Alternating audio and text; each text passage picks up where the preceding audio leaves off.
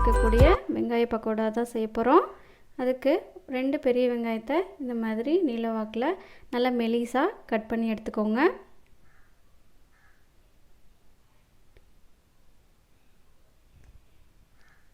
அது கூடவே கொஞ்சமாக கொத்தமல்லி தழையை இந்த மாதிரி பொடியாக கட் பண்ணி எடுத்துக்கோங்க.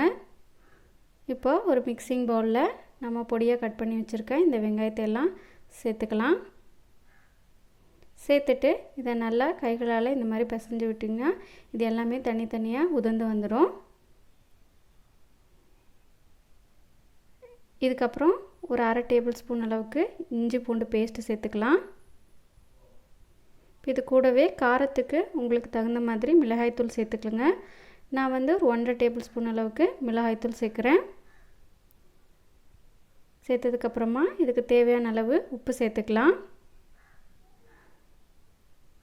சேர்த்துட்டு இது கூடவே ஒரு கொத்து கருவேப்பிலை இலைகள் சேர்த்துக்குங்க. நம்ம கட் பண்ணி வச்சுருக்க கொத்தமல்லி இலைகள். இது கூடவே ஒரு பிஞ்ச் அளவுக்கு பெருங்காயம் சேர்த்துக்கலாம். இது கூட ஒரு பிஞ்ச் அளவுக்கு ஆப்ப சோடா இதில் சேர்க்குறேன். சேர்த்ததுக்கப்புறம் இப்போ இது எல்லாத்தையும் நம்ம ஒன்றா கலந்து விட்டுக்கலாம். இந்த வெங்காயத்தில் இந்த மசாலா எல்லாமே சேர்ந்து வர அளவுக்கு இந்த மாதிரி பிசைஞ்சு வச்சுக்கோங்க. இப்போ கலந்ததுக்கப்புறமா இதில் நான் ஒரு 3 டேபிள் ஸ்பூன் அளவுக்கு அரிசி மாவு சேர்க்குறேன். அப்போ தான் இந்த பக்கோடா நல்லா கிறிஸ்பியாக இருக்கும். சேர்த்ததுக்கப்புறமா இதில் 1 கப் அளவுக்கு கடலை மாவு எடுத்திருக்கேன். இது ஒரு 150 கிராம் இருக்கும். நம்ம மொத்தமாக இது எல்லாத்தையுமே சேர்த்துடக்கூடாது. இந்த மாதிரி கொஞ்சமாக இதில் சேர்த்துட்டு இந்த வெங்காயத்தோடு நல்லா இந்த மாதிரி கலந்து விடணும். இந்த வெங்காயத்துலேயே கொஞ்சமாக ஈரப்பதம் இருக்குங்கிறனால நான் இதில் தண்ணி எதுவும் ஸ்டார்டிங்கில் சேர்க்கல. இதே மாதிரி கலந்ததுக்கப்புறமா இதில் ஒரு 3 டேபிள் ஸ்பூன் அளவுக்கு எண்ணெயை சூடுபடுத்தி இதில் நம்ம சேர்த்துக்கணும். சேர்த்துட்டு திரும்பவும் நம்ம இதை கலந்து எடுத்துக்கலாம். மீதம் இருக்க கடலை மாவுகளையும் கொஞ்சம் கொஞ்சமாக நம்ம இதில் சேர்த்து இந்த மசாலாவோட ஒட்டி பிடிக்கிற மாதிரி கலந்து எடுத்துக்கோங்க.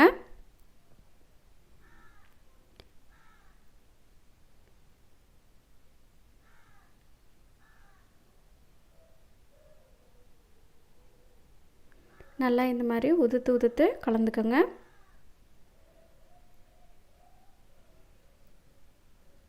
இப்போ வரைக்குமே நான் இதில் தண்ணி எதுவுமே ஆட் பண்ணாமல் தான் இதை கலந்துட்டுருக்கேன்.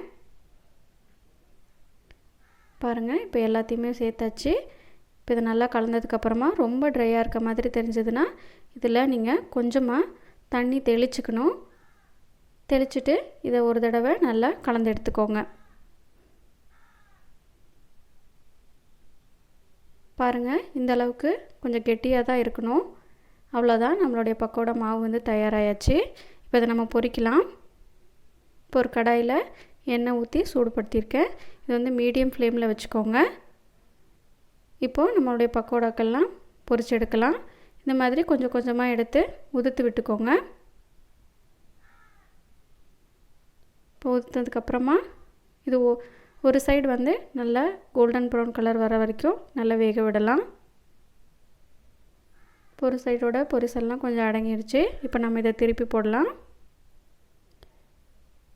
இப்போ 2 சைடும் நல்லா கிறிஸ்பியாக மொறுமொறுன்னு ஆகிற அளவுக்கு வேக வச்சுக்கலாம்.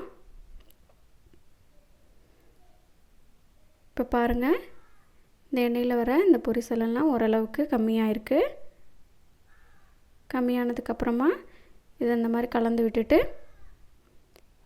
இதை நம்ம ஒரு பிளேட்டுக்கு மாற்றிடலாம். இதே மாதிரி எல்லா பேட்சுகளையும் கொஞ்சம் கொஞ்சமாக நீங்கள் போட்டு பொரித்து எடுத்துக்கோங்க.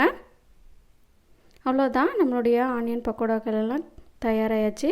இது நல்ல ஒரு ஈவினிங் டீ டைம் ஸ்நாக்ஸாக இருக்கும். சட்டுன்னு நீங்கள் ரெடி பண்ணிடலாம். பாருங்கள், நம்மளுடைய பக்கோடாவெல்லாம் எந்த அளவுக்கு கிறிஸ்பியாக வந்திருக்கு. நீங்களும் இதை வீட்டில் ட்ரை பண்ணி பார்த்துட்டு எப்படி இருந்ததுன்னு கமெண்டில் மறக்காமல் சொல்லுங்கள். இந்த வீடியோ உங்களுக்கு பிடிச்சிருந்தா லைக் பண்ணுங்கள், ஷேர் பண்ணுங்கள். மறக்காமல் நம்ம சேனலுக்கு சப்ஸ்கிரைப் பண்ணுங்கள். மீண்டும் அடுத்த ஒரு ரெசிபியில் சந்திக்கலாம். அது வரைக்கும் பாய்.